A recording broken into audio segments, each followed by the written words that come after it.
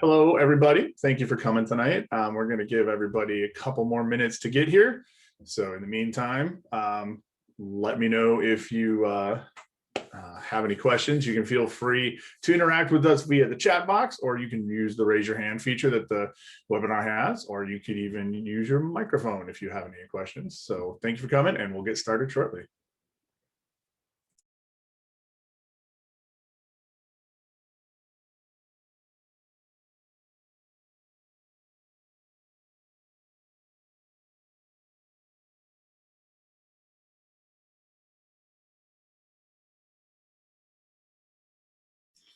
Yes, as Joanne asked in the chat box, go ahead and tell us a little bit about where you're from, where you went to your undergrad, where you're coming from, what state even, because some of you may not even be in the state of California. We always love to get that information.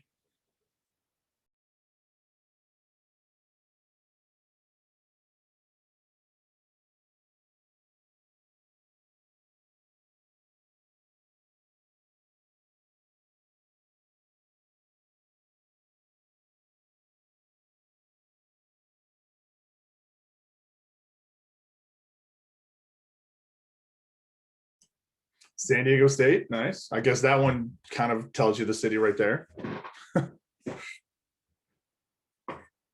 Williamsburg, excellent. So we've got an East Coaster tonight. This is late for you. Sorry about that. Anyone else care to share where they went to their undergrad and where they're from?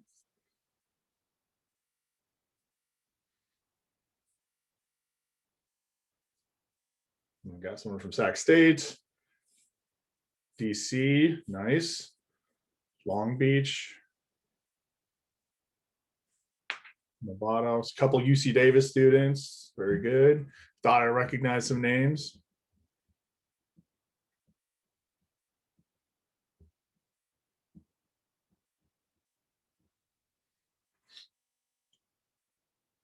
All righty, well, that's about 2 minutes in. We'll go ahead and get this show on the road. How about that? So let me let you know who I am and who Joanne is, and we can get this thing started. So my name is Doug McLemore. I'm one of the advisors. I'm the test prep specialist with the program.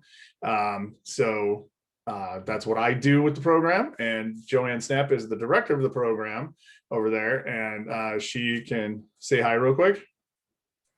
Hi, everyone. I'm sick tonight, so I'm going to stay off camera, but I'll be online to answer all of your questions in the chat box. Yeah, so as questions come up, you can go ahead and pop some questions in the chat box and Joanne can answer there. And then a little bit later, we're going to be joined by some of the students that are in the program, and they're going to tell you their experiences, and you can ask them some questions themselves. So just a little background about myself. I come to UC Davis for this program via working in the Health Professions Advising Office, and I have a history with test prep, coming from the print review, and then previous before that I was a chemistry professor. So I've had about 20 years in the academic world. 15 of that has been spent doing test prep in some way, shape, or form. It does sound like somebody has their microphone on. I just want to let you know that. So what we're here today to talk about is the Health Professions Advising Post-Baccalaureate program that we have going here at UC Davis. Not to be confused with the Post-Baccalaureate program that is part of the consortium program at the UC Davis Med School. So that's a different program. There are, yes, 2 Davis programs. We are one, they are another. So this particular program is a little bit different and unique than what you're going to find in general with post-bac programs. So let's talk about what that might look like. One of the first things actually I'll point out is the January entry. So we begin our program in January, go through the following March, so that you're lined up, right, ready to go to your application process out of the program. So that's one of the things that is a little unique about what we do. We serve all health professions, so be you pre-med, pre-dent, pre-opt, pre-farm, we put a health career profession in there, and we will help you with that program, getting into one of those programs. So if you want to, go ahead and pop into the chat box what program you're intending to apply to, that you would need help, assistance getting into those programs. In the meantime, we are a 15-month program. Like I said, we start in January and we go 5 quarters. So we start in the winter quarter at Davis, and then go spring, summer, fall, and then another winter, and then we're finished. And it looks like we got several pre-meds, a couple, maybe a pre-vet here, maybe a few more beyond that. So it's always good to see that we can serve all these different things. Another thing that we do with our program is we actually have built-in test prep into this program. We do MCAT, GRE, TEAS, DAT, OIT, PCAT, just depending on whatever your program is. So for your pre-meds, you would get assistance with your MCAT. For your pre-vets that I've seen only those 2 so far, we would get you assistance with your GRE, because that's what you're most likely going to be needing to go into your vet school. We also have a track system, which we'll talk a little bit more detail about later, where we look into helping you flesh out your experiences a little bit. And it's a hands-on experiential program. It includes things such as research or clinical experience, or working in the One Health world or health equity. So we got some different ways you finish up in that last quarter. That would be what our last quarter is about. And we also offer a composite letter, not a committee letter, but a composite letter, where we take several letters from some of your professors and other folks, and then one of us writes a composite of that. So we'll bring all those letters together and have one letter that really emphasizes your strengths and really helps you present your best self when you're going into your application. So that's just an overview. Now let's look at some of the more specifics in here. So this past year was our first year. And well, I guess it's not past, this current year was our first year. And here's some of the statistics from that. What we have is an average person is 24 in our program, and their GPA is 2.96 coming in. So that represents where they're coming from. We're working on helping bring that to a better place by the time we get done with the program. You can see that most of our folks have chosen the clinical path, and about a quarter doing the research path, and a little less than that doing the health equity path with the track selection. I would expect that it would be much the same in clinical experiences, especially in this era of COVID, is going to be hard to come by, and we're going to work on helping you get some more of that if you end up going the clinical track. We had 102 people apply with verified applications. We did 73 interviews, and we accepted into our cohort 50 people. Yes, correct. The clinical experience is EMT training, so that you can come out of our program, going into some, you might even be able to work as a paramedic or an EMT, something like that, and get some additional experience before your application goes in, or if you take another gap year, that kind of thing. So thank you for that, Joanne. That's very helpful to trigger a memory. We have 21 different universities represented in our cohort right now. And you can see there's mostly pre-meds. We have some PAs, some dentists, some vets, some nursing. So like we said, we're going to help everybody. And we like to get that diversity. It really brings something to this cohort. And I think it really brought things together, having that diversity in the group. You can see that we have about almost 50% unrepresented minorities, about 50% first generation students, and about 50% disadvantaged. So we are looking at a diverse crowd no matter what way you slice it. And I think one of the things we really embrace with this program is helping each other. And I think that's something that very strongly came together with these different groups, these different experiences that people are coming from, different backgrounds, has really helped the group gel. And a lot of study groups going, and a lot of self-care where people are reminding people to take care of everybody else. So I think that's another unique aspect of what you can expect with this, is we're kind of like a family. That's what we want it to be like. Just an example of what our curriculum looks like in these different quarters. The first quarter is going to start out with you taking 3 to 4 science courses that would be appropriate to you. Like, everything's going to be customized to what you have already taken, what you still need to take, and what will help flesh you out as a better candidate. So you'll start with 3 to 4 science courses doing that. And we'll also have a learning strategies seminar that goes along with it. That's taught by Joanne. And then we'll go into quarter 2, and we're just going to keep iterating that science. And we'll talk about test taking strategies after that, as it applies to your classes, and how do you get better at taking tests in these classes. The summer quarter gets a little bit, it comes down a little bit. Won't be taking as many science courses, because if anybody knows, summer quarters at summer quarters at a university like this tend to feel a little bit frantic. So take off the edge a little bit, do 2 to 3 science classes and a narrative medicine seminar, which is actually really cool. It's learning how to talk through writing or through speaking about these things, which can very much help when you're going into your application, because you've got to do a lot of writing going to the application. Yes, our 2 summer sessions are 6 weeks each. Yeah, that's correct. Thank you very much, Joanne. And then quarter 4, we're back to that 3 to 4 science classes, and we get medical terminology in there, which I might even try to pop in on that, because I think that'd be very cool. What you see that whole year while you're doing that is, if you're doing MCAT, we'll have the MCAT prep seminar, which in a way parallels the other seminar, but we're talking specific towards your MCATs. And then DAT prep, GRE prep, we're going to start those a little bit later in the cycle. The DAT will begin in quarter 2 rather than the first quarter, and continue for the rest of the time. And the GRE prep will begin in the summer. And the reason for that is because of the amount of quantity of the content of those tests, and the style of the test. The MCAT is the most complicated of those tests. The DAT is a little less complicated, but it has a lot of still content. The GRE is the least complicated content-wise and difficulty-wise, I suppose. Finally, in quarter 5, this is when we start wrapping things up. You're going to be taking your standardized test, whatever it is, in that January. We'll work with you on getting that done in that time.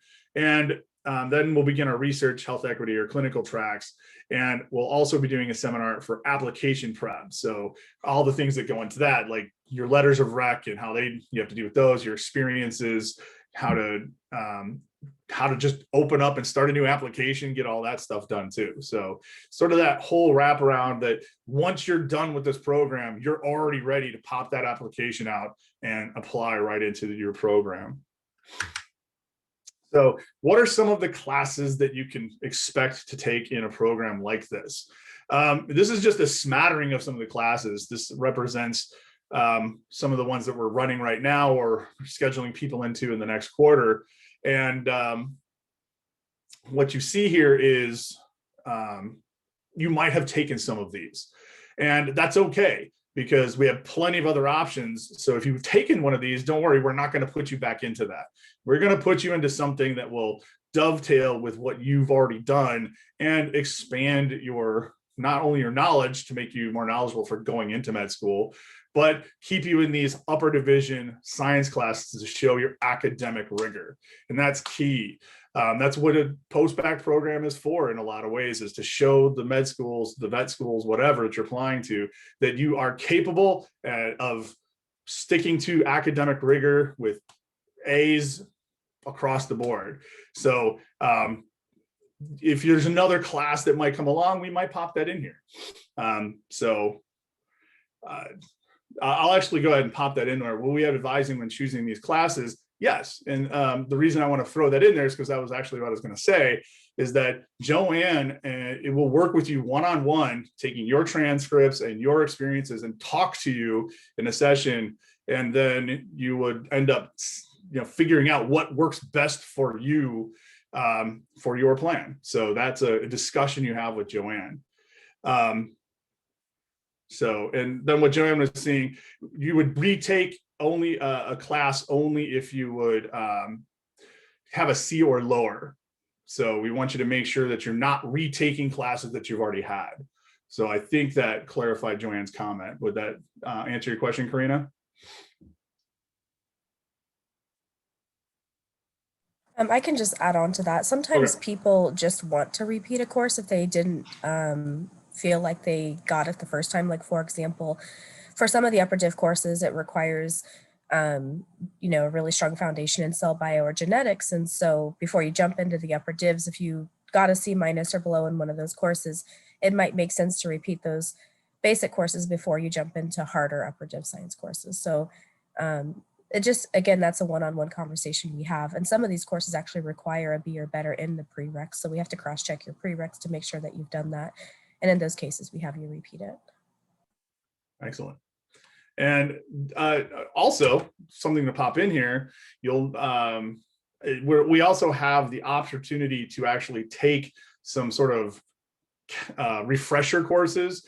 So if you struggled a little bit in GChem, struggled a little bit in OChem, struggled a little bit in physics, then we have some extra classes. You'll see those as the PB 270, 275, and 280, where these will serve as sort of quick run-throughs of the content that you would need for your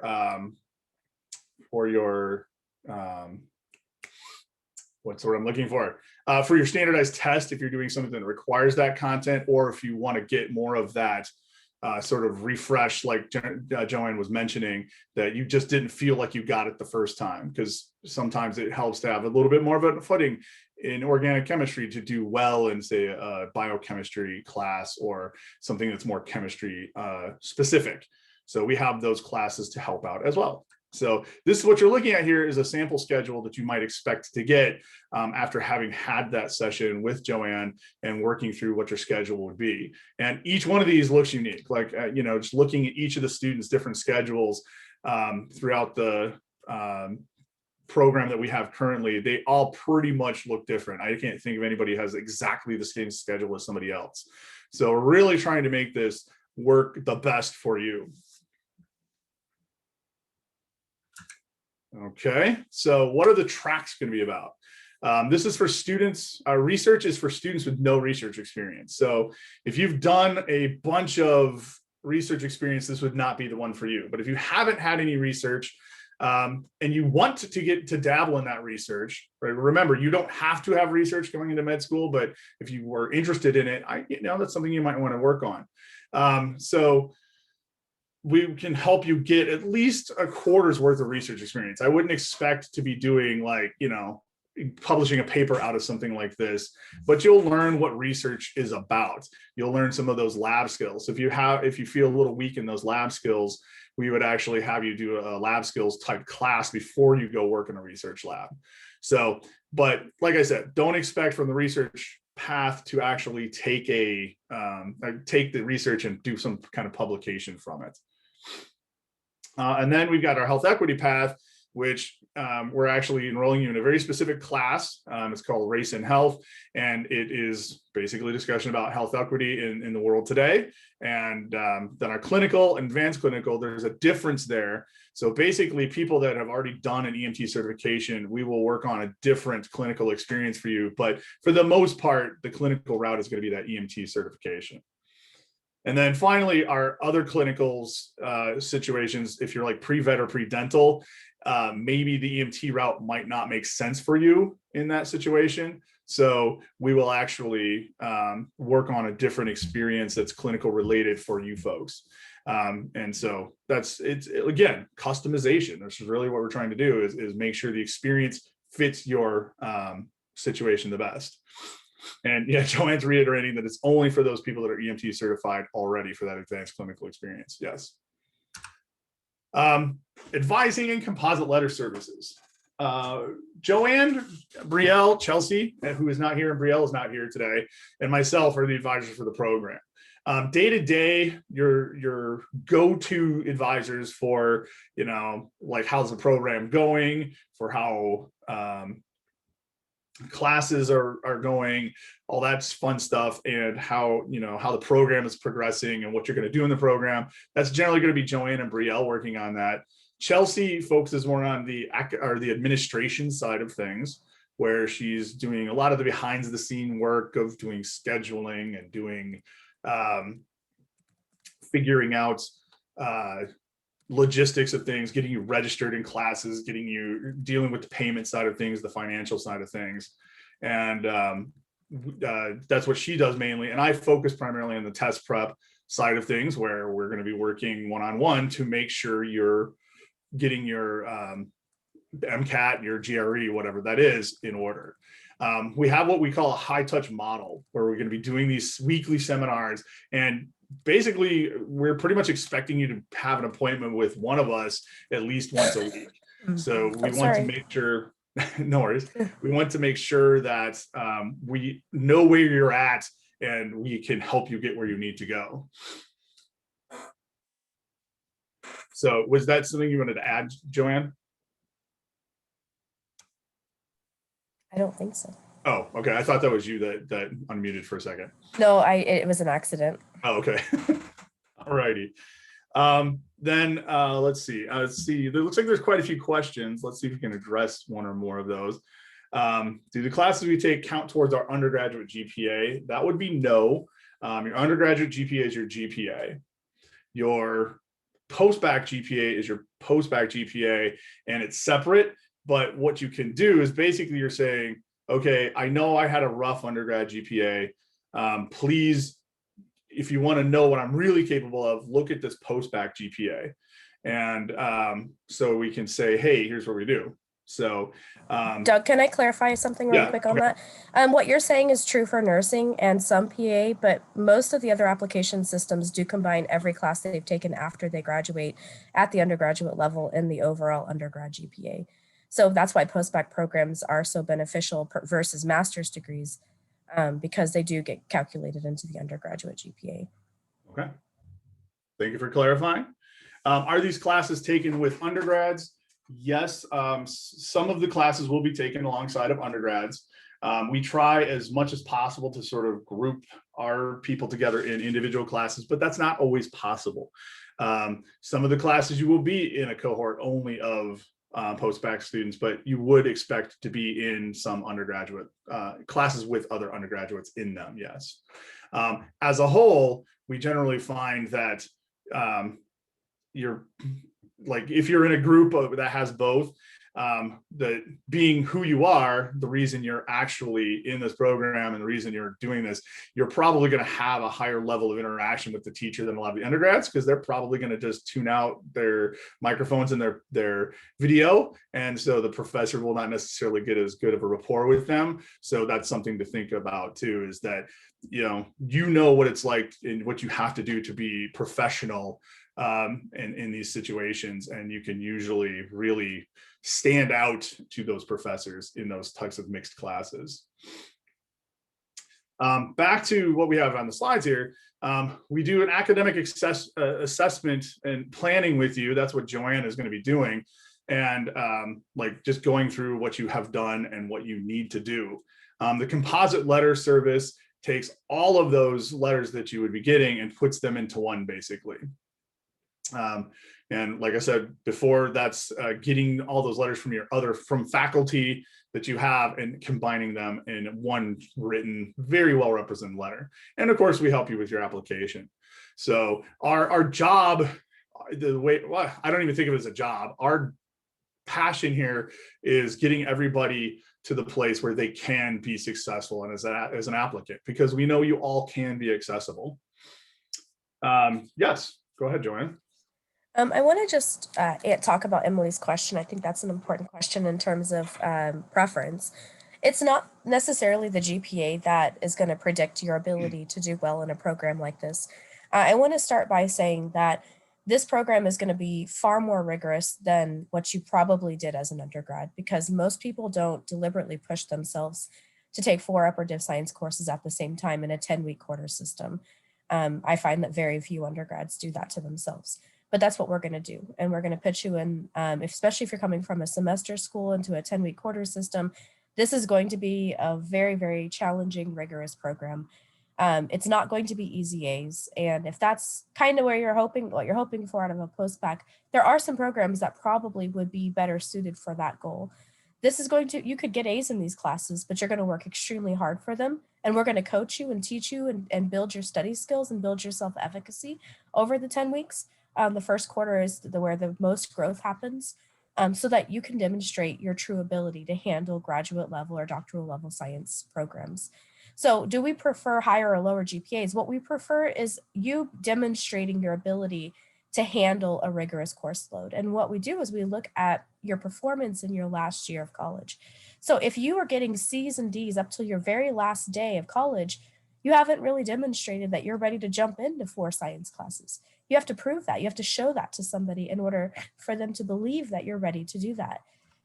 Once you get here, within 3 weeks, you're going to have midterms. We don't have time to teach you how to be ready for school. You've got to come here ready for school so that we can give you the opportunity to demonstrate to the med schools, to the vet schools, that you can handle those programs.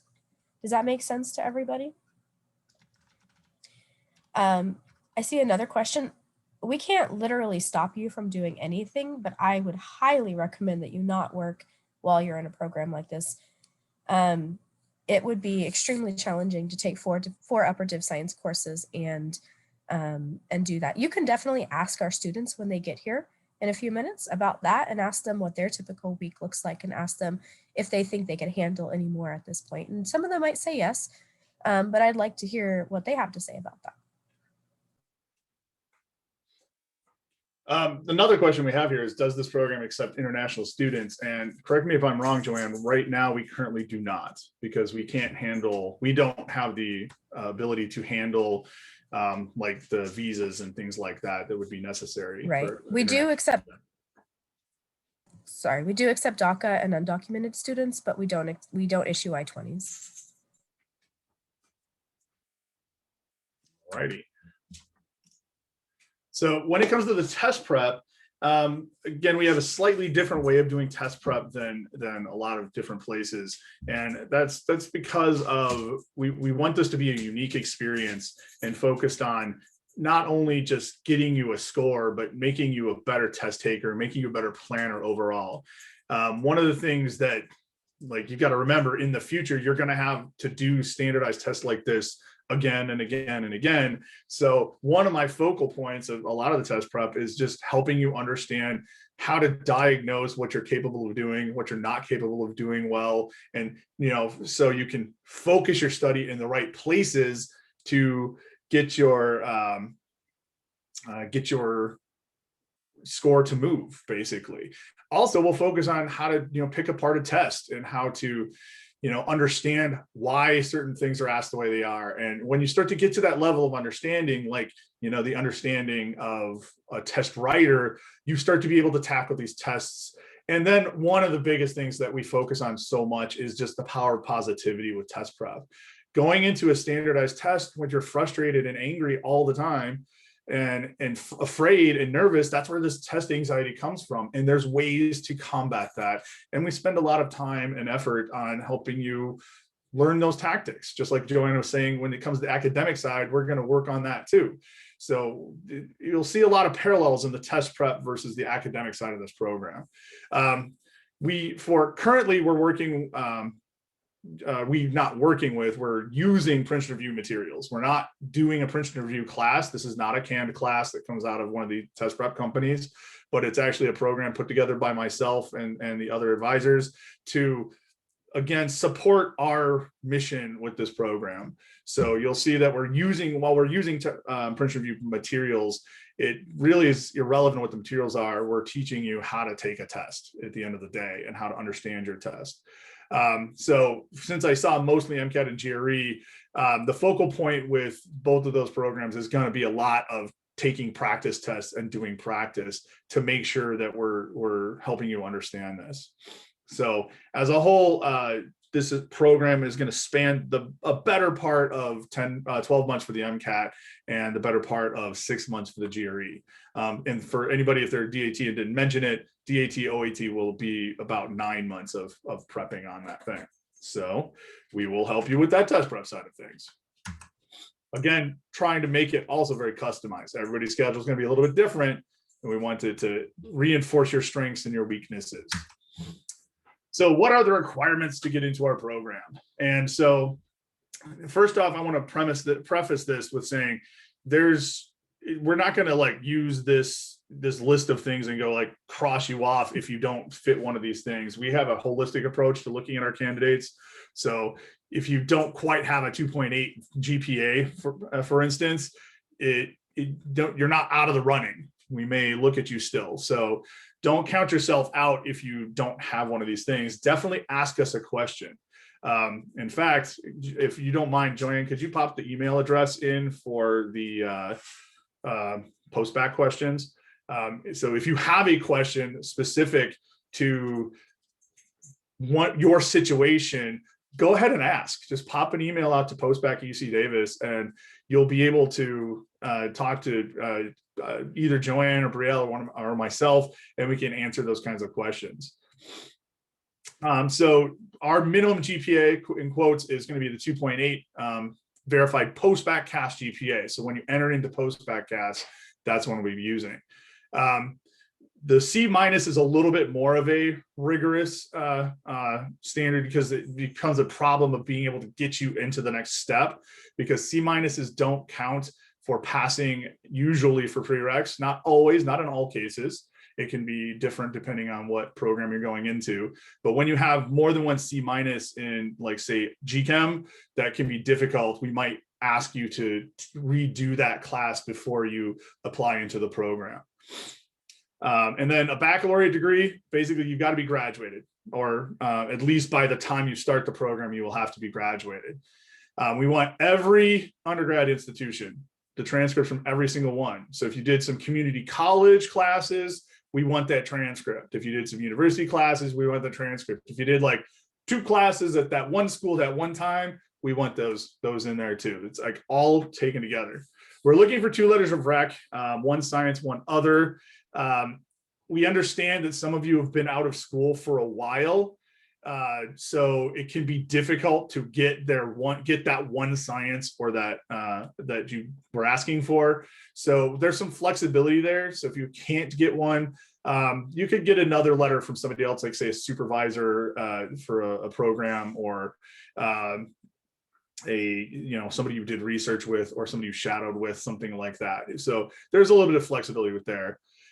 We'll expect you to write a personal statement for this. That's basically telling us about like why you want to do this, where you're coming from, what you're doing. So good old classic personal statement. It looks like there's been quite a few questions, so let's take a pause and see if we can make sure we answer all those. See, I don't want to answer anything that Joanne hasn't already answered. Can I apply even if I retook one of the C- in a series? Sure. If you've retaken it already, then we'll look at the highest grade basically. So what we're talking about is that if you only have the C-, then it wouldn't, then you would have a problem applying to med school, say, and that would be where we would be a little bit more critical on that. Can you send transcripts before completing the application? Yeah, so Joanne answered that one. What are the stipulations for the second letter of rec? Can be from a community service worker or mentor or work? Yes, it can be. It can be any other person that you feel can speak to your ability to excel in a program like this, and also talk about your drive and your interests in these things. Yes. How do you calculate your verified post-bac CAS GPA? Joanne, do they have a post-bac CAS GPA they calculator? should have. I'm not sure if the Excel sheet is built, but they do have the point system on their website on Post-Baccalaureate, and you can go through and manually do the math if you'd like. Generally, speaking, Post-Baccalaureate does include every course attempted. So if you have repeated a course, Post-Baccalaureate puts it back into the GPA. So just something to be aware of. Yeah, repeat delete at a university does not necessarily mean repeat delete on an application. So both of those grades will count now. Alrighty, I think we caught up there. So how do you apply? So we used what's called Post-Baccalaureate. We've mentioned that. You've certainly seen an application system like this before. I think Liaison is the software they run. It's pretty much the most common application software out there. If you apply to a undergrad, you almost certainly used it. Our cycle is going to open on May 1st this year and run until July 23rd. And that's for people starting in January of 2022.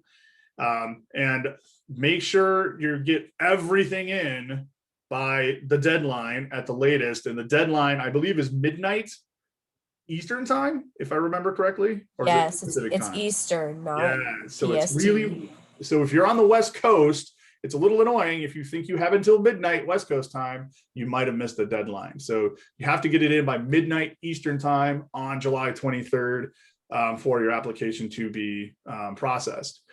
We do a rolling process for applications. So don't wait until the deadline, to be honest. Getting your application in early is going to be better.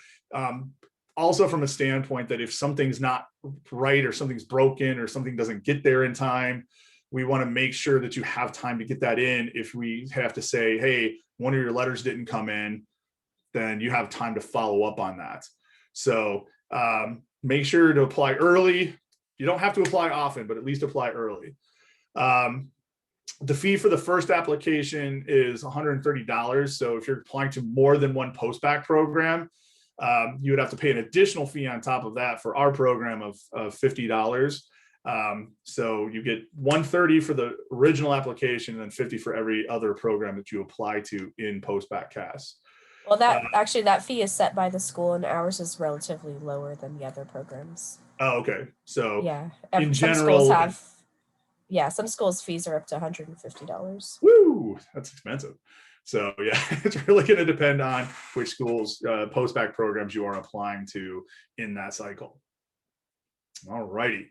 So we have any other question? Okay, it looks like we're good on the question front.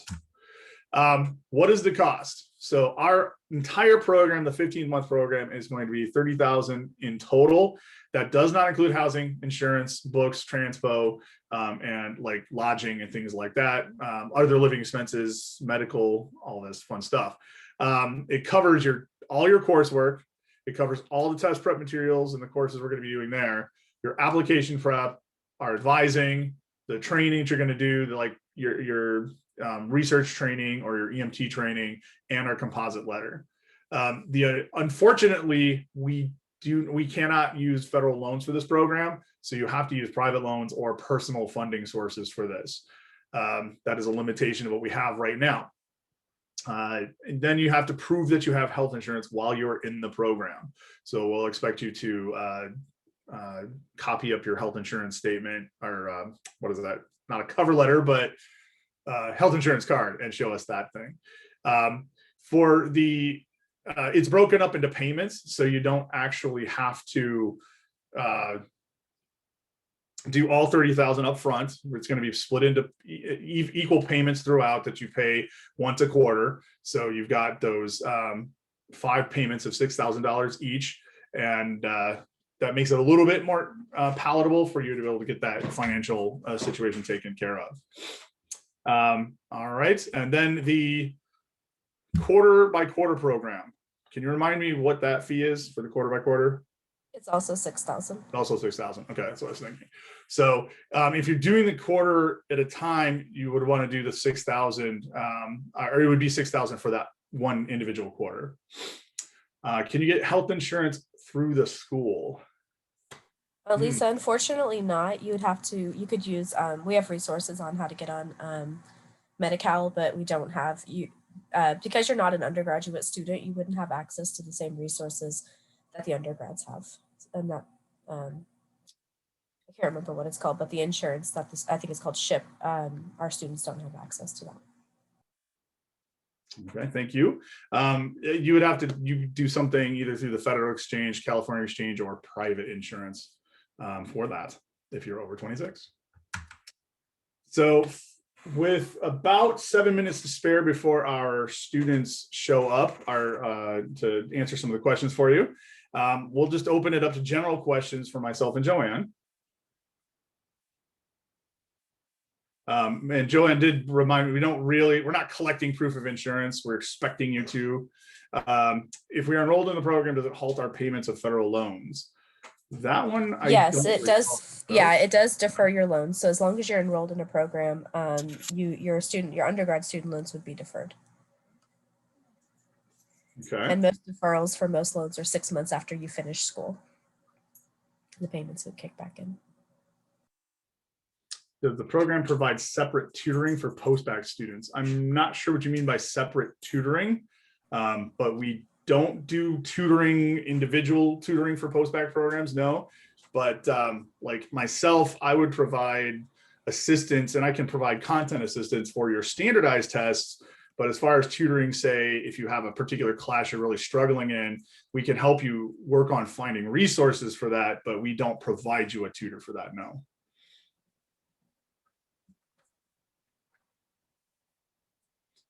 Just to kind of build on Jasmine's question about interview, we do interview every applicant that we screen in for an interview. Not every applicant gets an interview, and not every interviewed applicant gets accepted. Once we screen you for your metrics to make sure that we believe you can handle the program, we're interviewing you to see if you're a good fit for our program in terms of working well with your peers, communication, being sort of in a good space to be able to handle the rigor of this program and work well with us as advisors.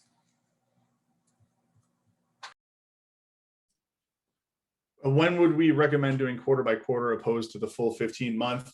I think Joanne mentioned one of those circumstances earlier where she was saying if you were having if you had a class that had some C minuses in it and you needed to do a little bit of catch up, so you could do some of those classes and then do a quarter or two with us. It can vary depending on your situation. What would you say are some other circumstances, Joanne, that you would we have a couple rather than full 15? Yeah, we have a couple of people who did not get accepted into our program for various reasons. And so they opted to just register for the single quarter option and go about it by themselves through that way. They still have access to advising and they still have access to a seminar, but they're not part of the overall cohort. But some of them, 2 or 3 of them, are actually planning on staying with us long term through the single quarter option. And so if you don't really care about the training at the end, or if you don't need a lot of the extra bells and whistles, you just need to take classes, then going the single quarter route may work for you. Or if you just need like 2 quarters, you don't need an entire year, that would be a good option for that. And the average GPA for our admitted cohort was 2.96. Mm-hmm. As far as does the program have any linkages to any medical schools? Right now, we currently do not have linkages to any schools. We're always looking to, if we can find some linkage way we can do that, we're always looking for that though. So stay tuned. That might be something that comes along in the future. We just can't say for sure yet.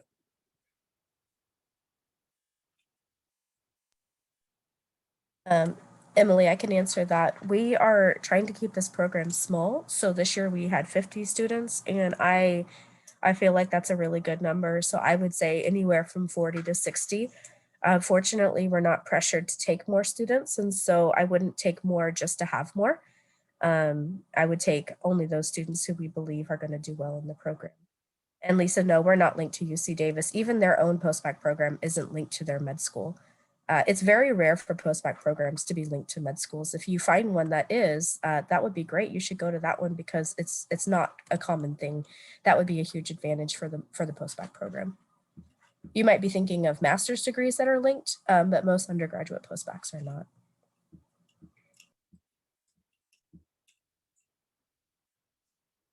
Let's see. Take 3 science classes at the community college. Make sure we easily get A's so to keep the program. Yeah, I can answer that. I think that I would start by looking at your transcript and looking to see which of the major classes that you got C minuses or below in. And that could, there aren't a lot of science classes at CC. So starting with the basics, biochem, physics, OChem, then moving to anatomy or physio, microbio. Some community colleges offer pharmacology or pathophysio. But once you hit all of those, you're going to run out of options at a CC. So I would start with those. And I highly suspect that most postbac programs would tell you the same thing. If you're applying for a program and you don't have that upward trend built, I think that you're going to find that most programs would ask you to do the same thing. So it would be beneficial for you if you kind of feel like you're in that situation to go ahead and plan to do that before you apply broadly to postbac programs. That way you make yourself more competitive for postbac programs.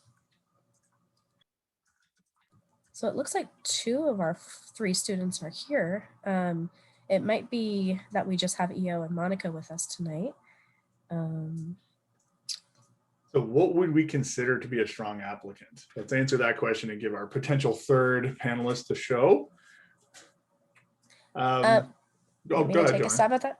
Yeah, I think that what I look for, and this is true when I'm talking to undergrads or any student and I'm trying to assess their admissibility to a health profession program, I'm looking at their ability to verbalize the value that they bring to their intended field. So if they understand the value that they bring to medicine or dentistry or vet med, and they understand that there's more than just the metrics that are going to make them valuable. And I don't mean things like I'm hardworking and I have empathy and sort of like those basic attributes. I'm talking about truly understanding based on your experiences from your life, what it is that you can do for the world in your future.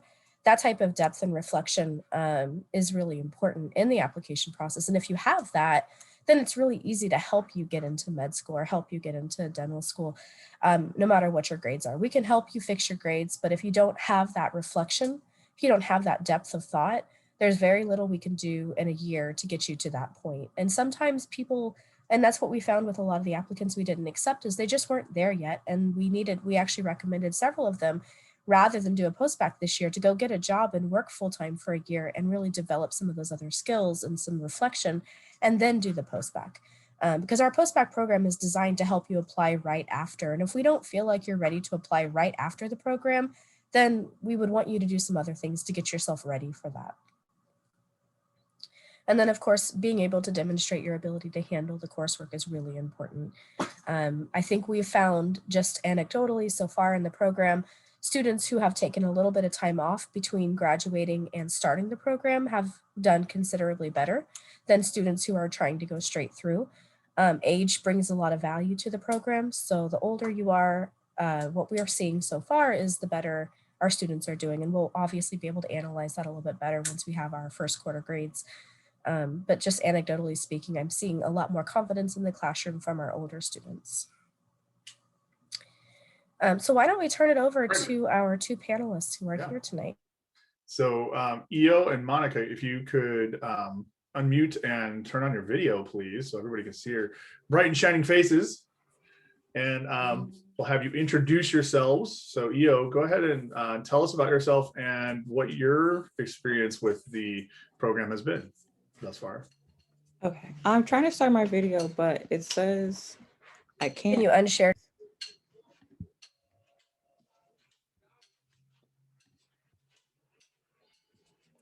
It says the host has stopped it. Cool, now I'm here. Good evening, everyone. So far in the post-bac, I've been having a great experience. It is difficult, but I will say that one, I have access to a lot of classes that I probably never would have taken in undergrad, just if it was like up to me by myself, because I had a lot of like anxiety around science classes and like challenging myself. So being in this program has been very helpful. Also, just Joanne takes the time to really handpick and select our classes and like work with the professors. These are some of the best professors I've had ever. And so I really like noticed that Joanne puts in a lot of effort to make sure that our courses are, with professors who are great, because sometimes that's not always the best. And then as far as our MCAT, I had so much anxiety about, well, I'm pre-med, sorry, so I know everybody on the program isn't, but I had so much anxiety about the MCAT, like I never would touch a book. I didn't know what was on it. But just being in test prep with Doug has really just relaxed me and relieved me. And I feel like I could actually do well on the MCAT. And before I started this program, I was just like, I don't want to take that test ever. And now I'm like, okay, like I feel like it's really something I can do. And then as far as advising and being, in close contact with the advisors, it's so easy to get an appointment. I know in undergrad, it would be a hard time to get an appointment with that advisors. I'd have to wait like weeks and months. So I really do appreciate that. And I talked to like everybody, Joanne, Brielle, Doug, and then also the cohort.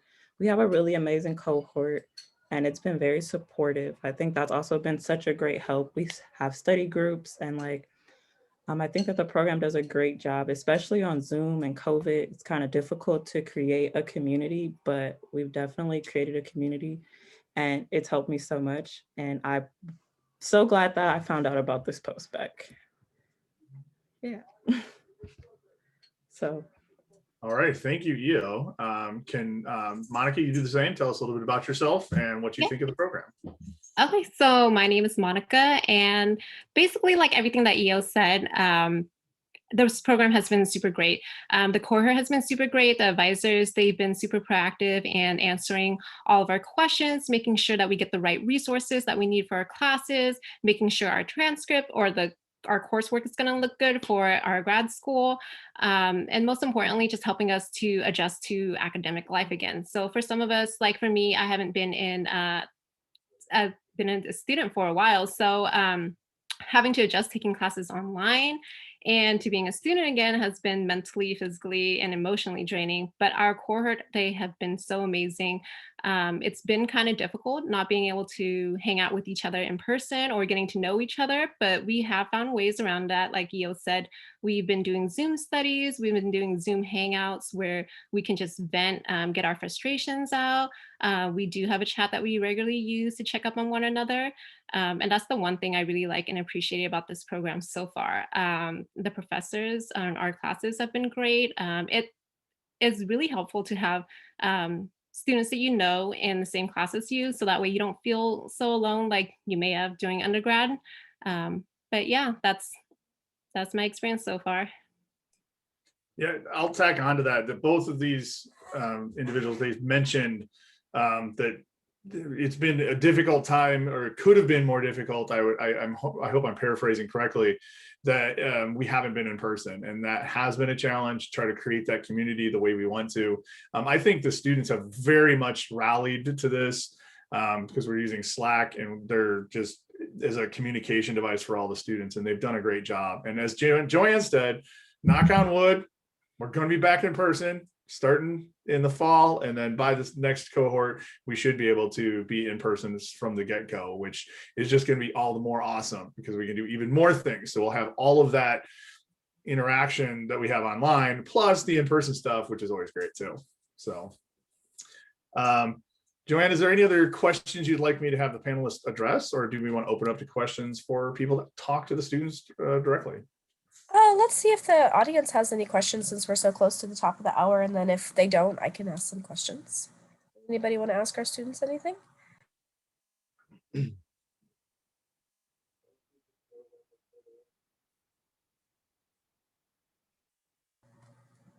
No.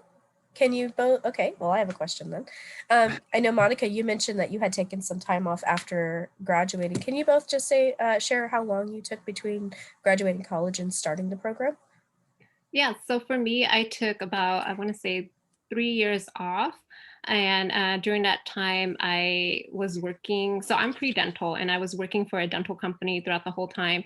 And I would say that has been super helpful in just, first confirming that, yes, I do want to do dental, but then it allows me to grow. Like, this is something I want to do. I got a chance to experience what that was going to be like. So when I found out about this program, and I was talking to you guys about it, um, it was, what am I trying to say? It was basically confirming, yeah, like I said, like what I wanted to do. And um, yeah.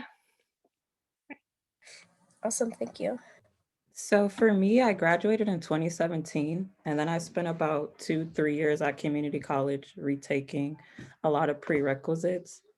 And I also worked as a behavior therapist with children with autism and special needs before starting this program. So I think about 3 years, 3.5 years I took off in between. And then someone in the chat asked our living situation. I live at home with my family, but we're going to go back in person. So I'll be moving to Davis soon. Yeah, I'm currently living at home as well. And my area is close enough to commute to Davis. So I'm just going to be commuting. So I will say, I'll add this to what they said, is that once we're back in person, your experience is going to be a little bit different than what these guys have experienced, because Davis is like, a lot of our students didn't come to Davis this time around right at the beginning. If they are, they're going to come later. We do have some students that live in Sacramento as well. So there's that commute ability that you have there. So by the time we get to the next cohort, the 2022 cohort, we're going to be looking at a different living experience, as in coming to Davis is going to be more likely that you're going to have to do that. Here we have another question about what track option did you choose, why, and what is your experience in this track? Okay, so I started with research, but I recently switched to health equity. But so far, the structure of the program, we haven't done any work in our respective tracks yet because of the timeline and calendar of the program. So we'll be doing that later. I chose research, and the reason why I chose research was because in undergrad, that was something I really wanted to do, but I just didn't know how to go about doing. So like EO say, we haven't really experienced that yet until later on in the program. So that's something I'm super excited about. Okay, I forgot the why part. So I started with research. I didn't really do a lot of research in undergrad, but I'm extremely passionate about health equity. And so I did feel a little bit like my application would be lacking if I didn't do research, but I kind of felt it was more important to stay true to myself. So I switched to health equity. Our next question is, how are you managing the cost of the program? What do you recommend or have you found helpful? So like I said, I'm living at home. So a lot of that costs, like I have my mom to help cook for me. I don't really go out just because we have been studying. Um, so that's basically what I've been doing just to help manage that. Same. And I did take out a loan to cover the cost of the program. But I knew I was going to start a post-bac program, and that was going to be a part of my financial situation for any post-bac program that I was going to do. But same as Monica, living at home, and COVID has helped a lot because there's really no activities. So that saves me a lot of money. So as a follow-up on that, you guys started bringing up like some of the things that you do in a particular week don't seem to include social activities. Maybe can you talk about that, what that looks like, maybe what your typical week looks like? So typical week for me would just be, taking my classes online for Zoom. And then or Joanne taught us to basically schedule everything. And that has been super helpful. So I have all my classes scheduled, all my study session schedules, and then even like all my, leisure activity. Like either working out or, going to see some of my family. So that has been scheduled. So I don't feel stressed that I don't have a social life. I just know that, when it comes to that time, I can just enjoy whatever I'm doing, watch a movie or whatever. And then I can just go back to studying where I don't have to try to find that balance like I did before in undergrad. Yeah, same. As far as a typical week for me, I just make sure I work out and do yoga. So I do that every single day. And then, as Monica already said, I schedule all my classes. So going to class, I do have class every day, but it's not really intense. I have a lot of space. And then the rest of the time I'm studying. And then as far as a social life, I'll see my friends every few weeks, just for like maybe a few hours. And they know that I'm very busy with school. And so they're very understanding. And then I live with my family, so it's not really much about socializing with them. What classes? Someone asked about the application process. The application process was, for me, I found out about the post-bac very late. So I did have a very rushed experience with doing the application process. So it was a bit stressful, but that was just because of my situation. But the postcast, it was very easy to use. Um, I think overall, as far as like the technology, it was easy to use the application website, and then just letters of recommendation. But everything else, it was pretty straightforward application process. And the classes I'm taking right now, I'm currently taking immunology, virology, cell bio, chemistry, and then I have the test prep MCAT course and a learning strategies class. And the interviews were not scary. No, I don't think they were scary at all. And the classes I'm taking right now is physiology. I am taking a refresher chemistry course, just because I haven't taken chemistry in a while. What else am I taking? Hematology. No, sorry, immunology. I'm taking hematology later. But those are all interesting classes, especially immunology and what's going on right now. And there's a lot of current events in that class. Yeah, we were also able to get a lot of our students in a virology class, which has proven to be interesting this quarter. It's really great. I love it. It's a great class. So I'll quick answer that one. It's the interview conducted individually in a group. Mostly individually, we interview individuals, but you'll be in a group at least in between the interviews, just before and after. So you can interact with the other people in your interview group. So it won't be just you by yourself. You'll have some opportunity to talk to some people. And yeah, there's 2 one-on-one interviews as part of that.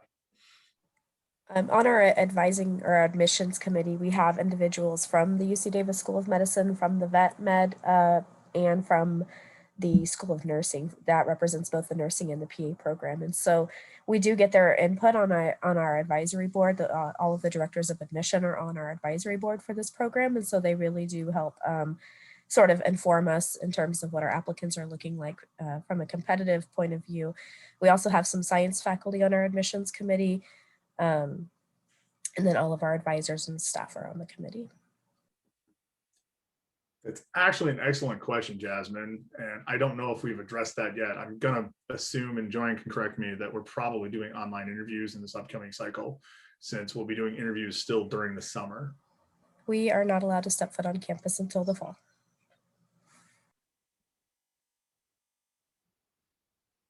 All right, well, it looks like we've hit 7 o'clock, and I want to respect everybody's time, especially those 2 students that came to tell us about their experiences with our program, because I know they've got lots to do. So we thank you guys for taking time out of your days to participate with us. And so thank you all for coming tonight. And then Hannah, we can address your question here. We'll stick around and answer a few more questions, but that's the presentation for tonight. Like I said, if you have any additional questions, you can email us at, I hope I spelled it correctly, postbac@ucdavis.edu. That's our email address where we can answer some of those questions for you guys. So thank you all for coming.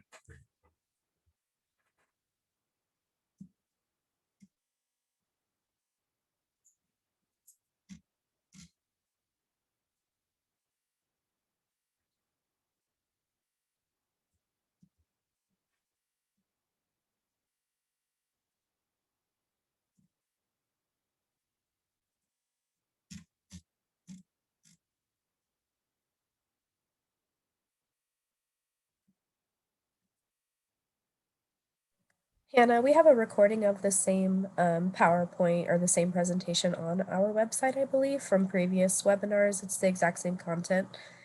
So feel free to check out our website. You should be able to see videos. I'll And try to then- link to it here in just a moment. This program does not give preference to California residents. We actually really like the diversity of the class in terms of people coming from all over the country.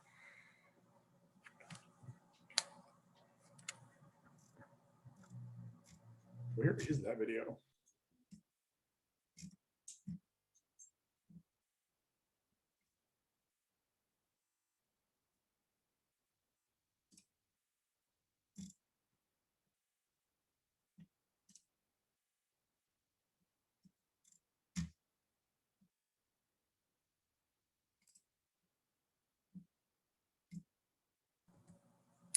Hannah, do you have any other questions?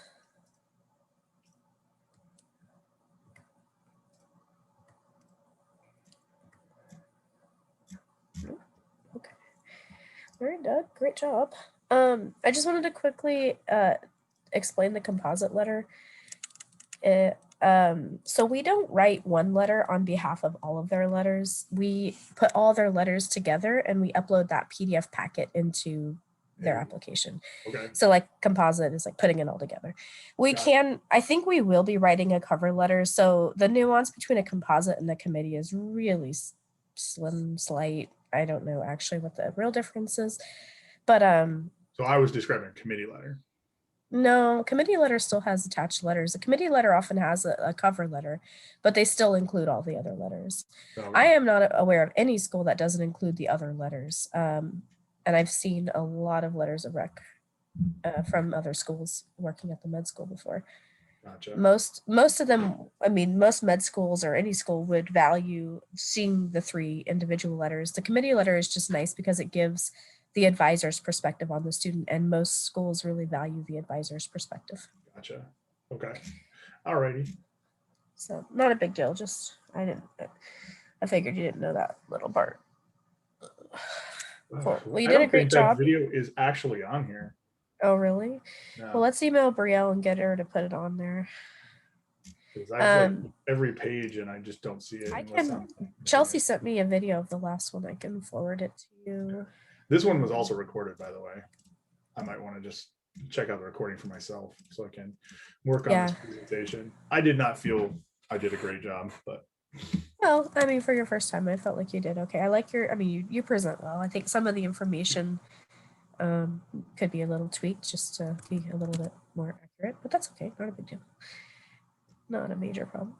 yeah, I'll Yeah, you email know. Brielle because I don't see it on the website anywhere. Well, I'm gonna log into my Chelsea sent it to me.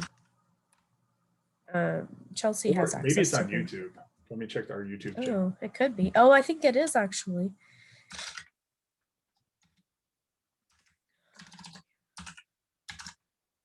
Go.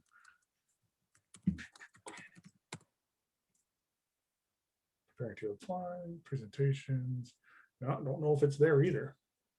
Videos. Let me see if I can find it.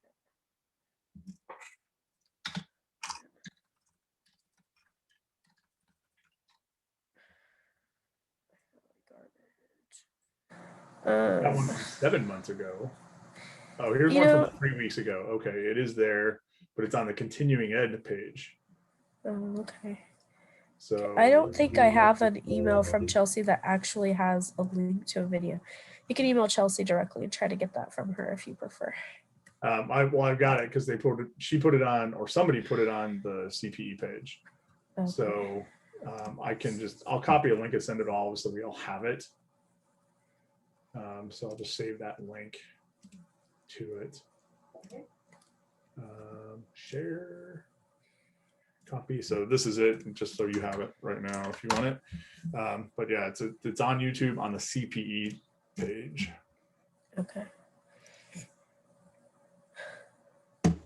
All right, well, go to bed. Feel better. Yeah, I'm gonna get off here. I am dying. So I will talk to you later. All right, have a good night, You too. and I will see you around. Thanks for doing this. No worries.